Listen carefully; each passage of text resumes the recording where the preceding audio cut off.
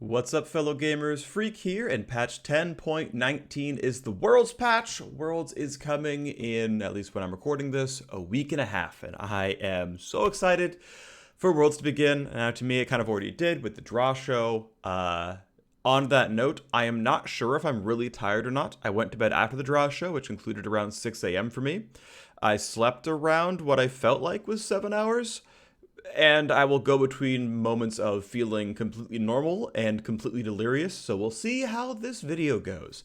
Anyway, 10.19, as I said, is the Worlds patch. I think there is a lot that's good in it.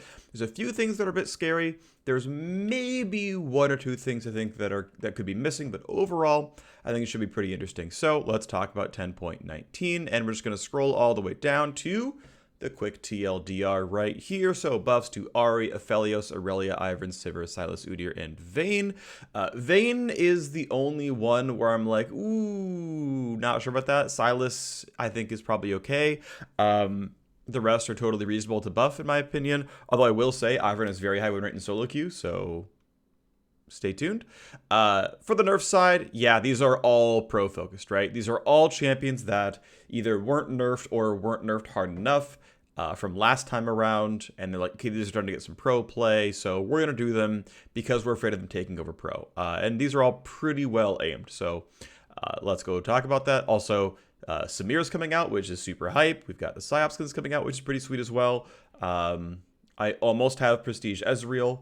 I've been grinding that one out, so that'll be fun. And then I'm going to be playing a crap ton of Samira, tomorrow when she comes out. That sounds like a whole lot of fun. Okay, set when Eternals are on sale. Great, cool. Okay, let's move on to the actual change in the patch now that we are only a few minutes in. So Ahri gets a follow-up change after the most recent patch, which gave her on-demand move speed on the W. And I had kind of hemmed and hawed in the last video, like, is it a buff? Is it not? I wasn't sure. Obviously, the W cooldown and mana cost change was a definitive nerf. At the end of the day, Ahri ended up losing a little bit of win rate. Now, some of that will get brought back up as people relearn how the actual play pattern should work. Like, there's always a little bit of learning there to realize, oh, right, I press W to dodge skill shots. That's new for me. But yeah, they walked back the nerf. They could have probably only walked back one of these two things. They wanted to keep Ahri at about the same power level. End of the day, this should mean that Ahri is more powerful than she was before the most recent patch. Yeah, she's going to be in a very good spot here. If you want to grind out a bunch of Ahri games to finish out the season, to get to your goals, Ahri is a good champion for this. I think she's fairly easy to play and pretty strong and high impact, right? Has good lane control, roams around pretty convincingly. I think Ahri's great, really strong champion.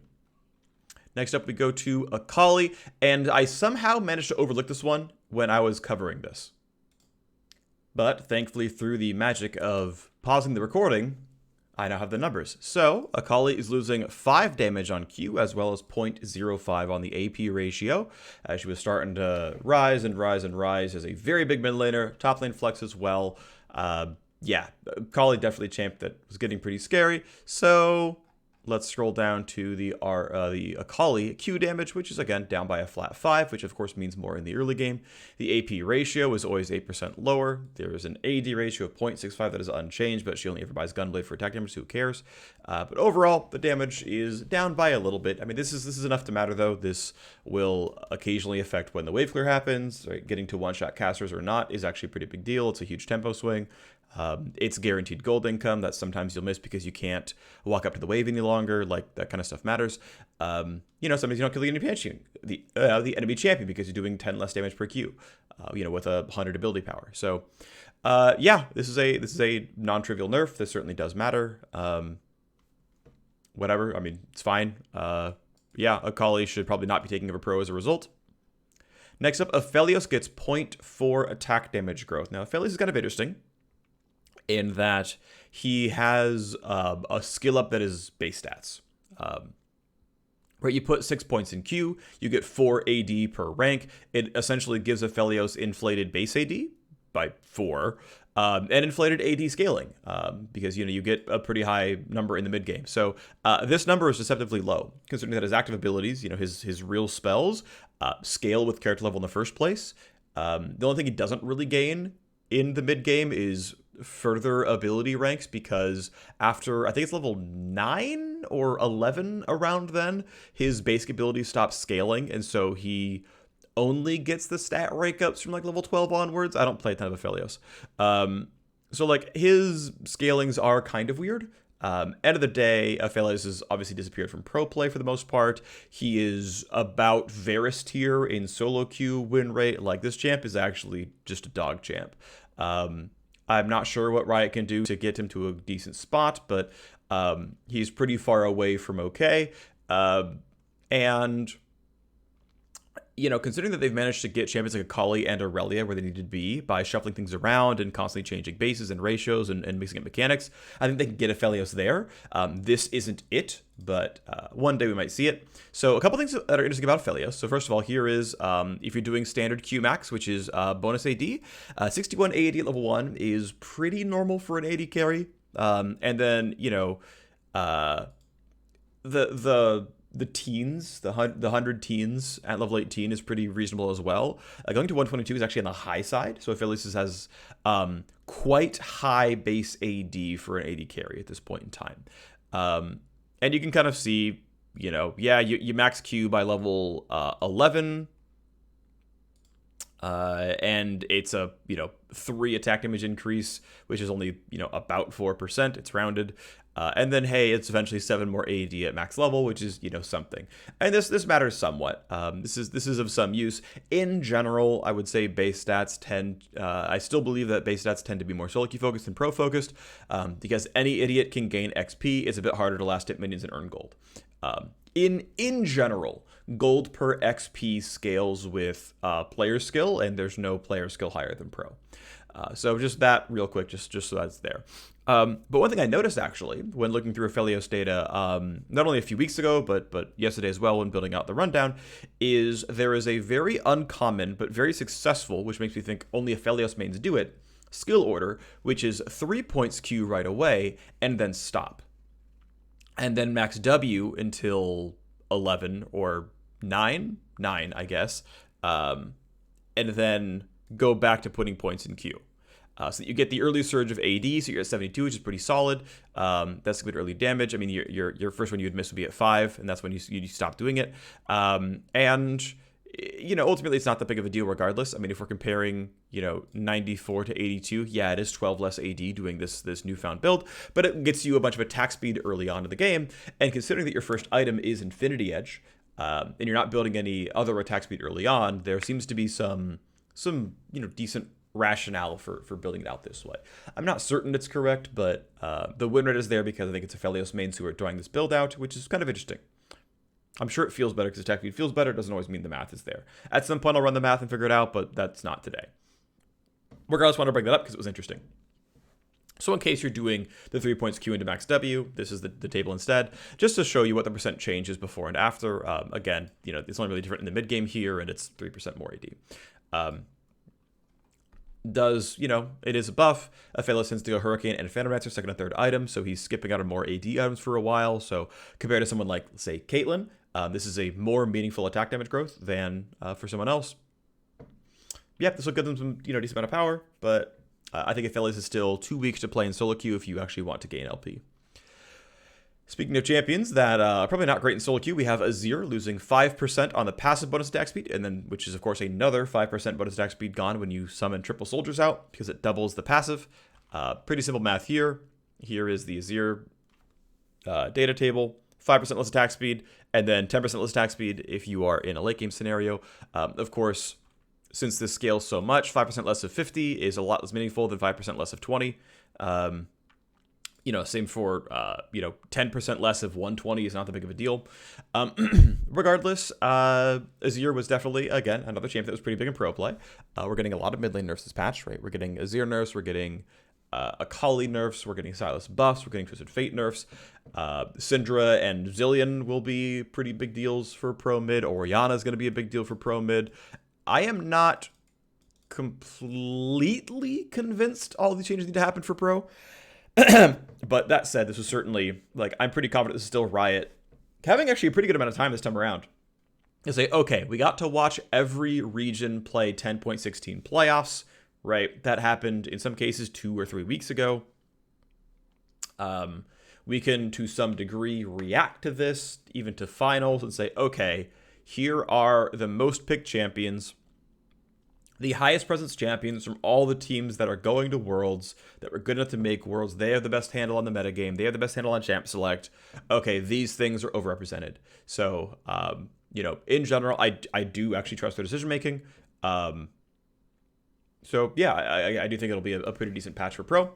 And speaking of patches that finally came through, we have the Caitlyn nerfs. And this is now, finally, Caitlyn being weaker than she was the first time they buffed her. They finally reverted the 2 AD, the last 2 AD, because I think she got what, 4 AD and 5 move speed, or it was 2 AD and 5 move speed, and they walked back the move speed, and now they're walking back the AD. I forget which, but either way, they have finished walking back all the attack damage, and they have now tacked on a nerf when she first existed, which is attack speed growth. And this goes back to what I said, 8 patches ago, which was I did not want to see Caitlyn buff. She was already good. Now, that said, because Riot buffed Caitlyn, it put Caitlyn in the pro meta. And I wish Riot had just immediately walked back the buffs. Just both of them right away. Because people would have still played Caitlyn in pro, and they could have waited and watched and reacted, and then chose if they needed this change afterwards. This is the only thing I really think Riot super dropped the ball in balance change-wise this season. There are mains of every champion ever complaining, oh my gosh, I can't believe you nerfed Sona's AP ratios. Riot, what are you thinking? All she has is her lake. Oh, she's still overpowered. Like, a lot of people complain about a lot of changes, and I complain about things too. This is the only thing I actually think was done poorly. Like, and even then, like, I could be debated on this one, and there's probably a different line of thinking here, but, like, I think Riot in general does a phenomenal job with their patches. Overall, very happy with them. It's a good number of changes. I feel like there's always new things to work around, but I am usually quite sad when they buff things that are already strong and then are too late in reducing them. I'll give another shout out to Lawlytics as the public stat site that I use mostly. And they have a cool little stat digestion. Digest? Let's go with digest. A little stats digest, which is what should you ban on your server? And it's basically their win rate minus 50%. So, how OP or underpowered are they? And then basically multiplying that against their unbanned pick rate. When they're not banned, how often are they picked? And Caitlyn has been the #1 ban in League of Legends for about 3 months. She is the most OP times popular champion in the game and has been for a while. And I don't think that is how Riot should be balancing the game, is looking at, this pick ban index. That would be really troll. And because then you just punish champs for being popular, and that would be stupid. So, I'm not saying that Riot should be nerfing Caitlyn because of that. I'm not. I'm just saying that Caitlyn has been in a state where she has been a mandatory ban if you're not the first pick AD carry when playing ranked. Otherwise, you are doing the most you can to lower your chances at winning games of League of Legends. I hope that made sense. If not, it's YouTube. You can rewind. Also, it's not that important. Regardless, they are finally nerfing Caitlyn. Caitlyn, again, was OP before the buffs ever... Well, sorry. I shouldn't say she was, OP. She was strong before these buffs ever came in the first place. She is finally in a spot weaker than when the buffs very first came in. And 0.5% attack speed scaling when she already has 4% is not a big deal, right? This ends up being 8.5% attack speed at level 18. This is a champ who already gets 80-ish% attack speed from scaling already, because she gets functionally 20% attack speed at level 1, and then, functionally this 60-ish from levels. Caitlyn still has, legitimately, almost Jinx minigun levels of bonus attack speed in her baseline kit at 18. Her bases are way lower. Her base ratio is really lower. Without running the math right away, I am still very confident that Infinity Edge into second BF sword item is correct. I want to point out, by the way, that this change does not change the math on rapid fire cannon second, because scaling stat growth is non-linear. It is vaguely parabolic, which means the difference between okay, there's this slope, then there's this slope that's very slightly lower, but the difference is negligible in the first few levels. It grows over time, right? So at level 12, 13, 14, your 0.5% attack speed growth actually manifests as 4% difference in attack speed. At level 8, it doesn't. In fact, yeah, it is less than 4% at level 8. It is less than 3% at level 8, I'm pretty sure. Anyway, this is to say, please do not build a Zeal item second. It is still wrong on Caitlyn. Don't do it. There's the argument to be made for building an actual Zeal second and then stopping, because that item's at least marginally efficient. But anyway, really, as Caitlyn, still, you want to buy raw AD because literally every button on her kit scales off raw AD, and only her passive scales off attack speed. So buy a Stormrazor or buy an Essence Reaver, and you know, Caitlyn will be roughly balanced now. Caitlyn will probably not be a mandatory ban or first pick. She will probably remain above 50% win rate, which is fine. That's okay. I'm not mad that she's going to be at like 50.5. But I can finally stop banning her and continue to be an Ashe one-trick in solo queue as the remaining overpowered AD carry. Let's move on. We have math, actually. Sorry, I forgot about that one, because we could literally just do this. So here's Caitlyn's base AD. It's down by 2.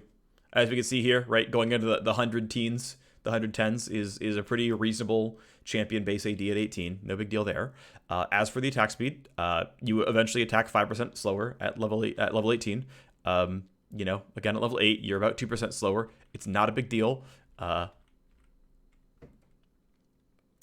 know, there is a DPS calc to be had here, which is something like 7% less damage, which, you know, gets pushed down as you actually buy items.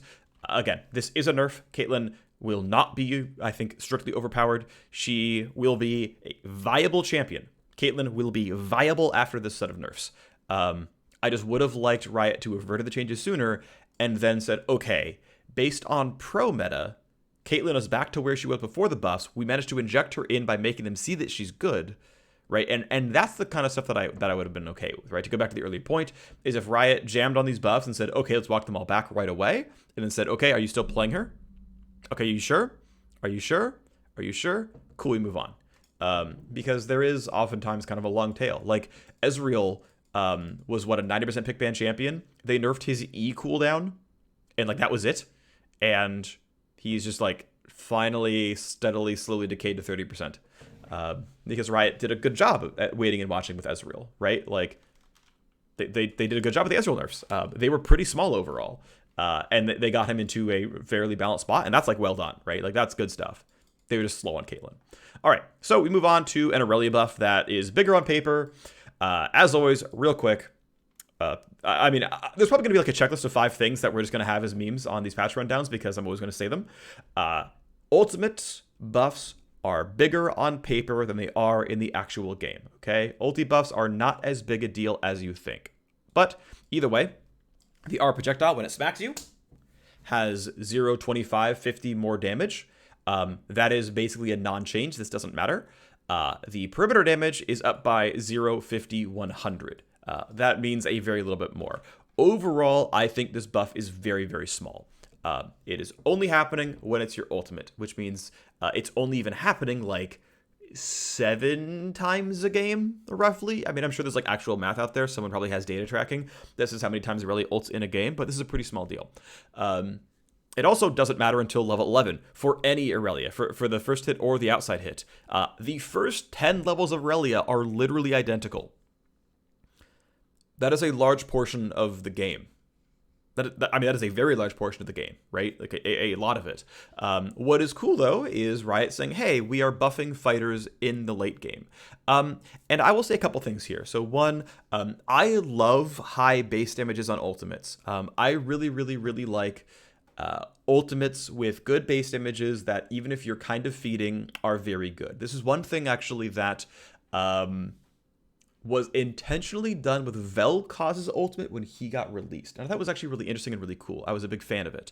Vel'Koz's ult had, on release, had an intentionally high base damage and low AP ratio because the champion designer, and I think rightly so, was saying, hey, you know, even if you're having a bad game, your ult can still be a fallback pattern. And I really, really believe in that line of thinking.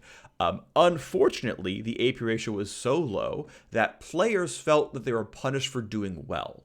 That they felt like, you know, I'm doing really well in Vel'Koz, I have all this ability power, I have my death cap, and I, like, I still just can't kill the Ashe with my ultimate. Like, why am I building these stats? And that's completely valid as well, by the way, right? Like, I think more important than ults having good base damage is champions being satisfying to play. I want to be clear about that. That's literally number one, I think, for champ design. Is the champ should be satisfying to play. Regardless, though, a champion like Irelia R, where it's providing you a Q reset, it's providing you, champions to jump to, it's providing you a lot of cool value. And you're not really scaling the damage ability anyway, and like the base damage is doing the heavy lifting here. Like, it's different playing a mage to playing a fighter with a magic damage spell that you just toss out for almost utility, right? This thing cannot scale, and that's okay. I think it actually totally works out.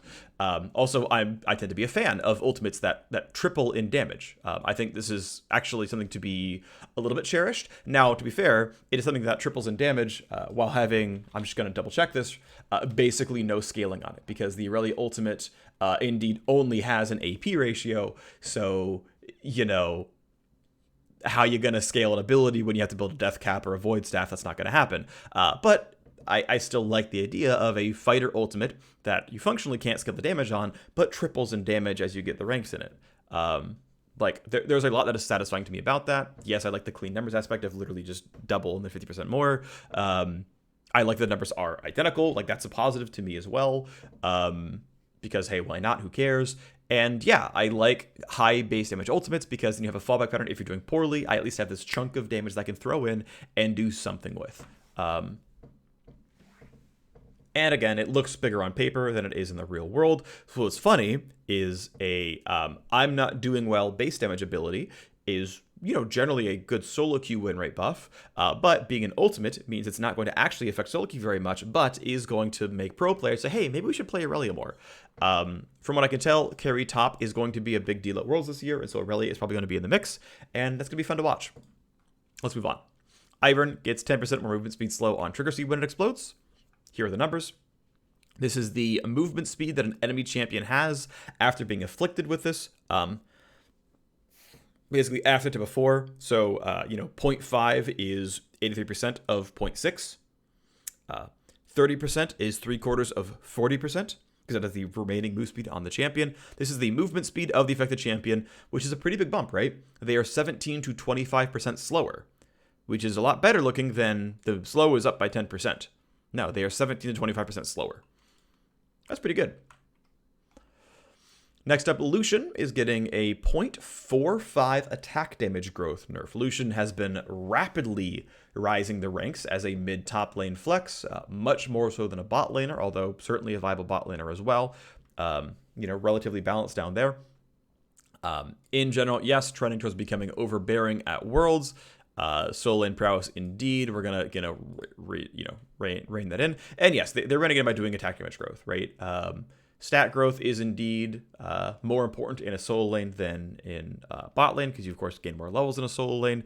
One thing I do want to point out, what's kind of interesting, is in pro play, because supports roam so much, AD carries, or bot lane carries in general, tend to be pretty close to their side laners in XP. They're not going to get equal almost ever, but they'll be within like 1 level, whereas in solo queue, they'll be within like 3. And so this is actually, I would argue, more of a, like, this nerf is more impactful in solo queue. In general, though, it is still a good nerf. Like I want to point out that in general, this is a pretty big nerf. Like, this is meaningful, right? Like, Lucian now doesn't hit the 110, right? We've happened to get this number like 3 or 4 times in this video now, where a lot of champions went to about 110 at level 18. And Lucian is going to now go below that one. Efelios is going above that one. Riot is further and kind of spreading things out, which is fine. I still like consistency, but like, hey, if you got to make balance changes, you got to make balance changes. Totally get it. But yeah, Lucian is losing about 8 attack damage at level 18. Now, not every game goes to level 18, but even around like level 9, this is still a decent hit of 4% of 3 AD. It's not trivial. This is a win rate drop. This will affect him to the tune of about 1% in solo queue as well as pro. Like, this will be a win rate drop for the champion. It is very slightly more solo lane focused. In solo queue, Lucian does perform better as a bot laner than a solo laner as far as win rate's concerned. But yeah, Lucian will go down the list a little bit in pro. Should still be viable in my opinion. Here we are. Next up, Senna is getting half as many souls dropped from minions that she kills. Now, she is roughly balanced in solo queue in support.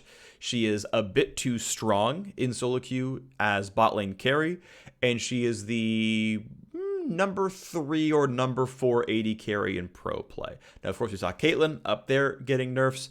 Ashe got nerfed in 10.18, I believe was a patch, or something after playoff started. She lost some Q damage. Might have been 18.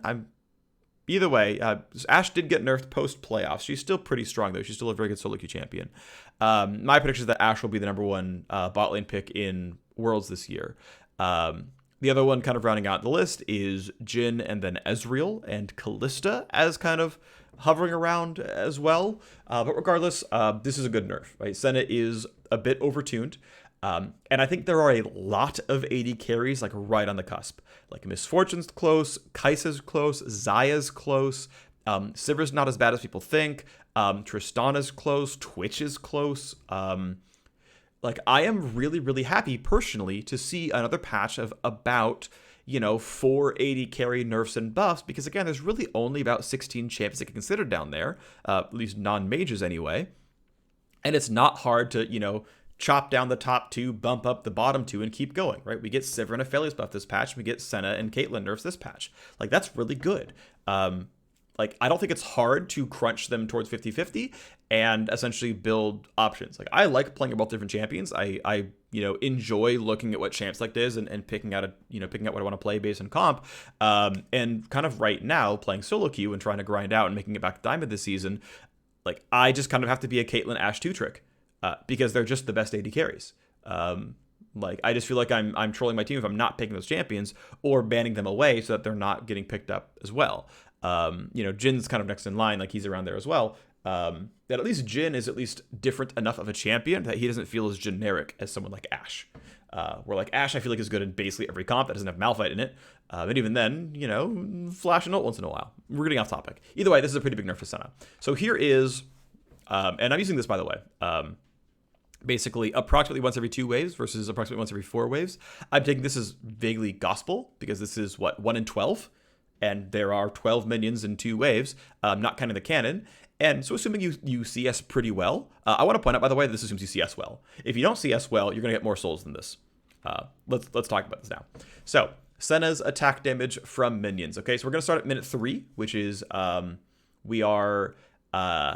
minions basically meet at about 2 minutes. Well, the first minion wave the minion wave meets about 2 minutes. Like we're rounding. Okay, screw it. So basically every minute from here on is 2 waves being dead. And so this is a soul, this is a soul. Also, I'm actually trolling and it's 0.75, not 1. I don't know why I got this wrong. I know it's 0.75 and not 1, so let's just do this real quick. Plus 0.75, and there you go. And then this is, 375, I think is the math there.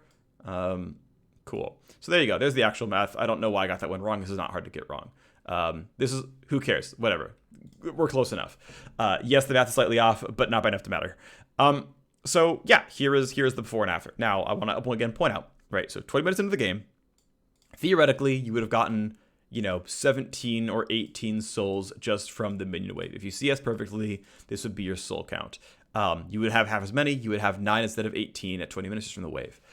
So it is, every 20 minutes, it is 9 less souls. That's the way to point it out, right? Is every 20 minutes, it is 9 less souls. Every 40 minutes, it is 18 less souls. But that assumes you CS nearly perfectly. Spoiler alert, none of us do.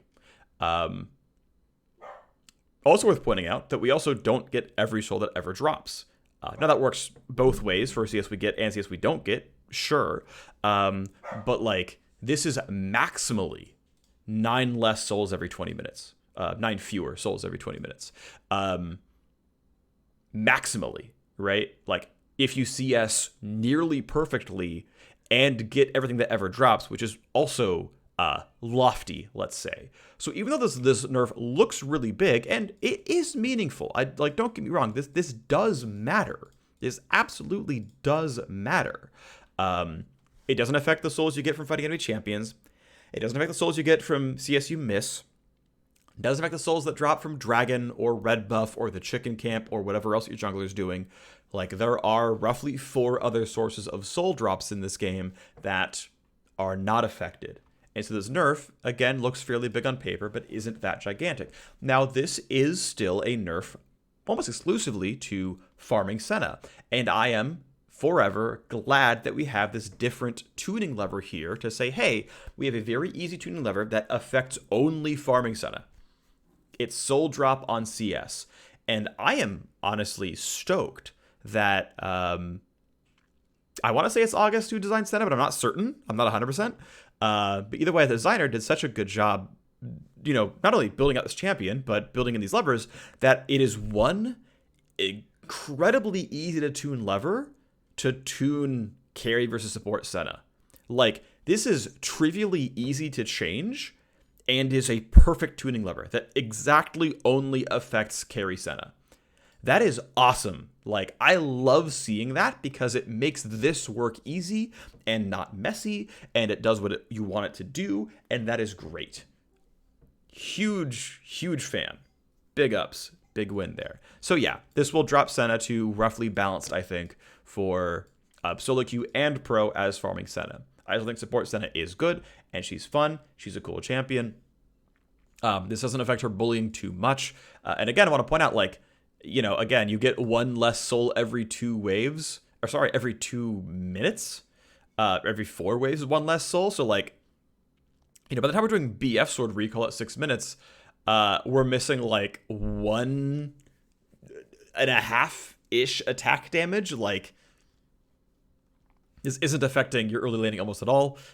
If you're, in a game with an 80 soul Senna, you're 40 minutes in. Yeah, you're only missing, you're at 60 instead of 80. That can be meaningful, but it's only if you're CSing perfectly. Let's move on. Sivir is getting the smallest of buffs. I on the one hand like the buff, on the one hand don't. I didn't actually look up win rates, so I'm not sure how far 50% Sivir is. I don't think she's completely miserable, but she's a little bit sub 50. If she is on the weak end, but not completely abysmal. But so here's what I like and don't like. I like that they are buffing kind of Sivir-specific things, right? Hey, Sivir gets in combat move speed. It's actually quite a bit, right? It's free boots too, which is very good, of course. So we're going to amp that up. We're going to bump the thing that's uniquely Sivir. That's more interesting than, well, Ricochet deals a lot of damage, right? Like, they're not saying, well, here, go one-shot the waves and stall forever. It's, no, go be Sivir, go be really kitey. Go get a ton of move speeds that you can feel good about, kiting the Renekton or Akali or whatever. Try, good luck, it's called the Renekton, but, like, theoretically, right, you could do this. You get all the percent move speed from your ultimate. Like, there's a lot of tools here, right? There's a reinforced play pattern. And so on the one hand, I like that Riot is buffing the thing that is fairly unique to Sivir. On the other hand, this buff does feel small. I think they're trying to not overbuff Sivir for Worlds because a Sivir meta is almost always a boring meta. But as someone who enjoys playing Sivir is the first champ I ever played in League of Legends. I have a big soft spot for Sivir, always will, always have.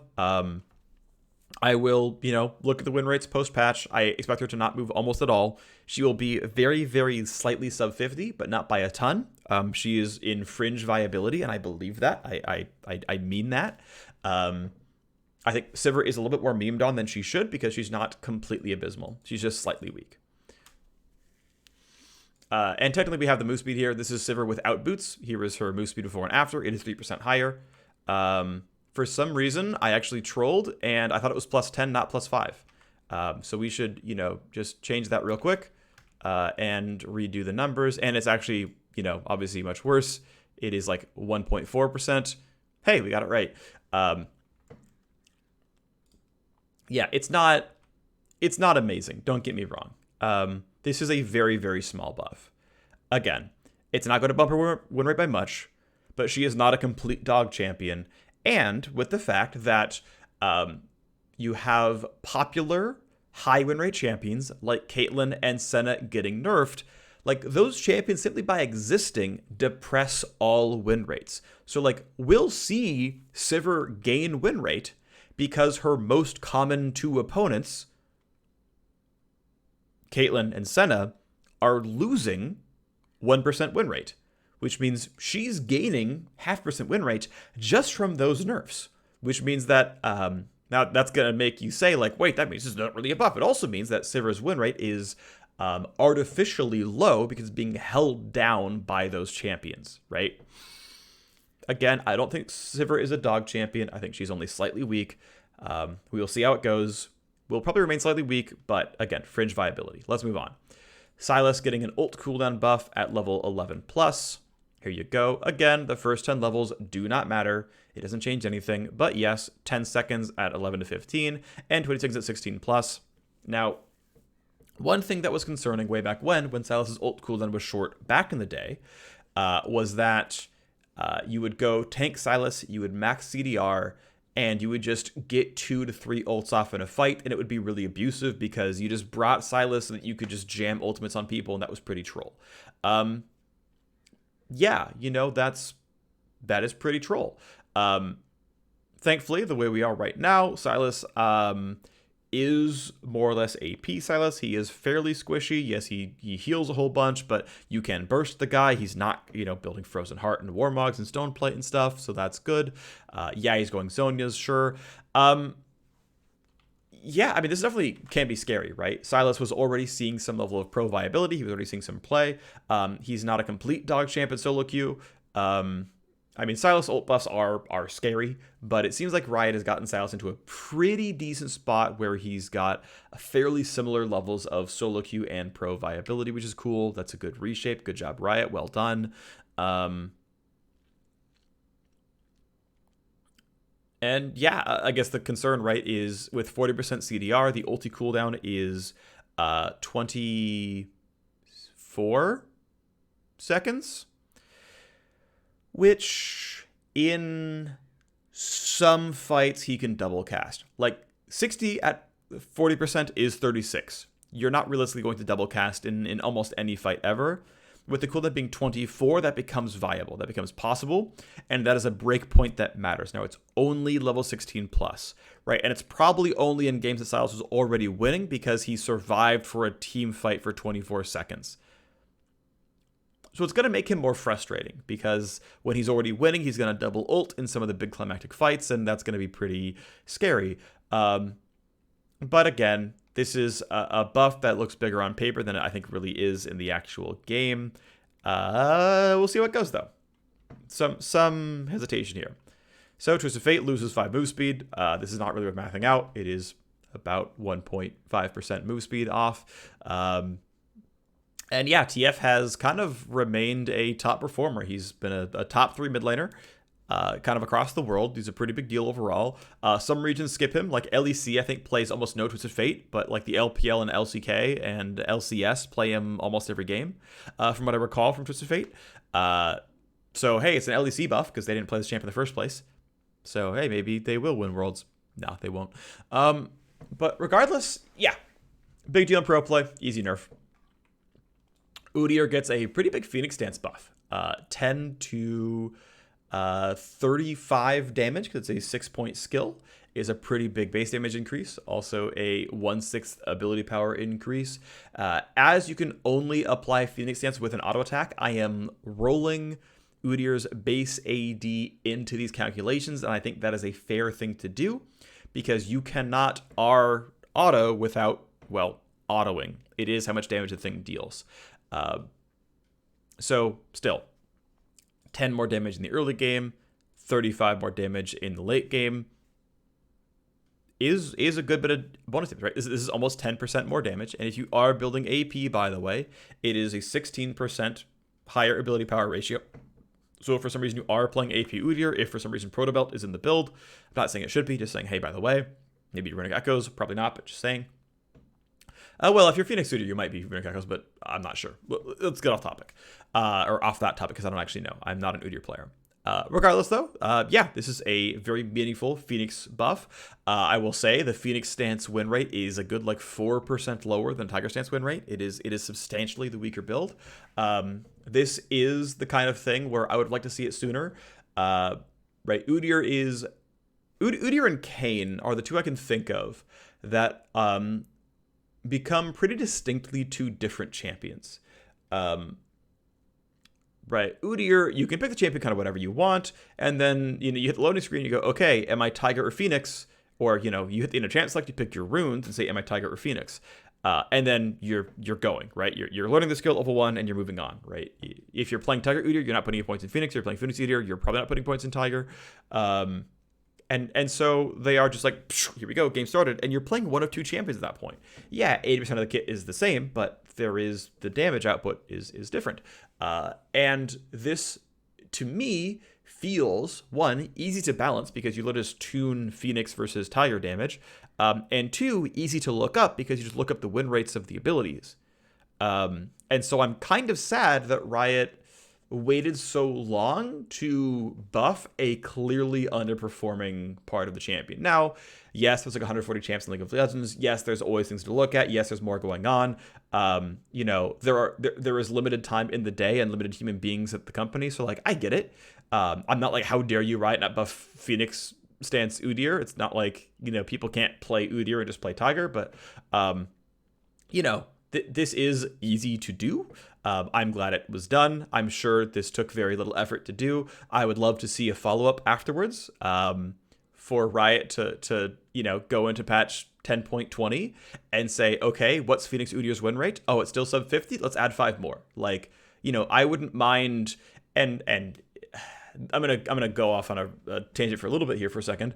I don't know if it's correct to keep building in these like guaranteed if-then statements, like if Tiger and Phoenix are more than 1% winner apart, always buff or nerf one to make the champion have more decisions available. It's not like Udyr is popular in the first place anyway. Every patch, nerf the top 2 AD carries and buff the weakest 2. It's like that gets tiresome quickly, I think, and arguably not productive pretty quickly. Maybe that's not true. I'm not sure, but there's a case to be made that wouldn't be correct to do so. But I don't know. I mean, Riot clearly wants to build out the automated balance systems, and I think they're good, right? So they have the champion balance framework for pro and for solo queue. They just yesterday, the day before, put out one for what they think about items, looking at item pick rate. Are they getting poached? Are their win rates high? Whatever else is going on. Like, that's cool. I don't know how much more Riot wants to do all these. I know Riot really likes being data informed. I know it is hesitation being data driven, saying the data says this, so do it. There's a reason that we're humans and that you hire people who have experts in the field are doing. But I wouldn't mind the data informed, hey, let me just like set up a Tableau report that just shows me Udyr's Tiger Phoenix win rate, a Tableau report that shows me Kane's blue and red win rates. How close are they? Give me a report that shows me, conventional bot laners. What's the striation here? Who can we easily lift up to make this pool more interesting? This feels low risk, easy reward, but I don't know. Like, I don't know if that would actually be correct, but it's like a thought that I have. Anyway, this is the other side of it, by the way. So this is you press R and auto attack once. This is the damage before and after. It is about 9% more damage at all points in time. This is assuming you are staying in Phoenix stance and you whack Phoenix again. This is what it is across 3 attacks. All right, and considering that it is 10 to 35 more damage divided by 3, that means it is 3 to 11 more damage. Yep. But worth noting that even in a long form whack, whack, go, right, we are still getting 5% more damage down the line because this is a pretty meaningful damage increase.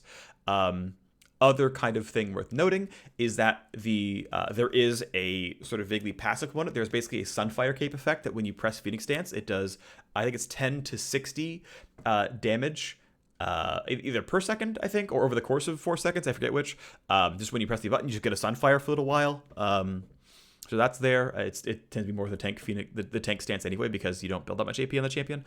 But basically, the total impact on Phoenix stance is there is a damage ratio that we're not touching here, but also the real world auto attack damage is somewhere between this and this, because you're going to hit R and clap, and you're going to hit, 4, 7, 10, some number of times in between. So maybe it's every time you Phoenix, it's actually going to be 4 hits, right? It's R clap, 1, 1 clap. And then we go into Turtle. And we go to Phoenix, and it's clap, 1, 1 clap, right? That, we're somewhere in there for the most part. We could have had another column for what is the 4 attack combo, and it's really just like this plus this to a certain extent. Either way, this is a meaningful buff. This is a good buff. I'm glad this buff is happening. Good job. Phoenix Udyr is, this is a meaningful increase in damage. I don't know if it reaches Tiger levels of power, but cool change. Vayne is getting 10 flat AD on casting her ultimate. Now, Vayne does, in fact, have pretty low base AD. You can see with 55 bonus AD on Final Hour, she was still only at 100 at level 18. That's fine. She has Silver Bolts. She has intentionally low base AD because of Silver Bolts. That is the spot where break consistency makes sense, because low base AD but Silver Bolts is the core design of Vayne. I think that's cool. That is where you break consistency, because it makes sense. I like talking about consistency. I think it's a very interesting topic. Either way, it is 10 more AD during the ultimate. Now, you can only ever attack so many times during the ultimate. It is time gated, obviously. It has a cooldown as well. This doesn't affect how slippery she is. This does multiply in with things like Condemn and Tumble, of course, as well. This all adds up. But yeah, a non-zero damage increase. She often is going for fairly low AD builds. Blade of the Rune King, of course, has some, plus the on-hit. Rageblade has very little. Phantom Dancer often third, no AD on that one as well. So this 10 AD actually does go a pretty good distance. I am a little concerned how well top Vayne's going to do. Shouldn't be too bad though. From what I have looked at, when I've looked at it, I haven't seen any top lane marksman break 50. Vayne, Lucian, Trist, Kalista, none of them actually perform that well in solo queue. So probably not going to be that big of a problem. And overall, yeah. I like Vayne a lot. She's one of my very favorite champions in League of Legends. Always like seeing her in a viable spot. And this is another AD carry that, on kind of the outside looking in, is getting a small buff. Not actually concerned about her taking over for top lane, so happy to see this buff overall. Then we have balance changes to One For All. We have balance changes to ARAM. We have bug fixes in QOL, League Client, League Client, League Client. That's good. Folders. A random arrow on the bundles carousel. Depth Star no longer stuns unstoppable targets, like Malphite. Well, that's good. Yone's R no longer has a bugged allied indicator, is good. Syndra W indicator no longer misleading on one of the skins. Teleport tooltip now updates. Oh, I didn't realize that this wasn't the right cooldown when you had that rune. That's a good to know. Okay, so we have a bunch of skins. Cool beans. Woof, that was very bright. All right, everyone. Patch 10.19 TLDR 10.19 is the world's patch, and here it is. Here's the shot right there. Here is the TLDR of what is happening. The nerfs are all based on pro, and there's 8 buffs that are all pretty interesting. So Sivir is coming out. That's exciting. Ahri is going to be objectively strong. Play R if you want to win. This is a pretty nice buff. Akali is losing out on 5 damage, which is pretty minor, as well as a 0.05 AP ratio. This is a moderate Akali nerf. Yeah, what do you want me to say? It's a pretty obvious damage nerf. It means more in the early game than the late game in most cases, I would say. Efelios gets a lot more late game attack damage. A 0.4 AD growth is actually pretty meaningful. Efelios will have very, very high level 18 base AD overall. Still will be too weak for most solo queue players. Might see him in pro a fair bit. Azir loses 5 or 10% attack speed with triple soldiers out. Solid, moderate win rate drop. I think also a fairly weak solo queue pick, but we'll see occasional pro play at Worlds. Caitlyn, finally getting the nerfs that she deserves, will be put on what I would put as balanced as opposed to overpowered. We probably still see her some at Worlds. Again, just kind of to reiterate, yes, these nerfs are moderately sized. Yes, this is a pretty solid win rate hit. She will be balanced after this patch. Irelia gets 0.25 50 damage on R and 0.50 100 damage on the explosion on the outside of R. This is not that big of a deal, but it's cool to see, a good high base damage fighter ultimate. I think those are good for the game. Overall, I think we see some Irelia at Worlds, and overall, honestly, a totally solid solo queue pick. Ivern will be a very good solo queue pick. More slowing on the shield. You should, by the way, max this first. This is a great ability. People already do, so hey, you're there. But Ivern is a champion that is already very, very good in solo queue. Seems to be exceptionally powerful. So I'm a little surprised we're seeing him buffed, but they're going to try to get him into pro play anyway, just to see, hey, maybe we get some Ivern in pro. Sure. Lucian loses 0.45 attack damage growth. That is pretty meaningful. That is going to be a solid win rate drop. They're trying to get Lucian out of 100% pick ban and pro play, which he could have gone to, which is fair because he's been really taking over high yellow solo queue. It will nerf solo lane Lucian and bot lane Lucian a fair bit. He will probably sit sub 50 in bot lane and was always sub 50 for most solo queue brackets in solo lanes anyway.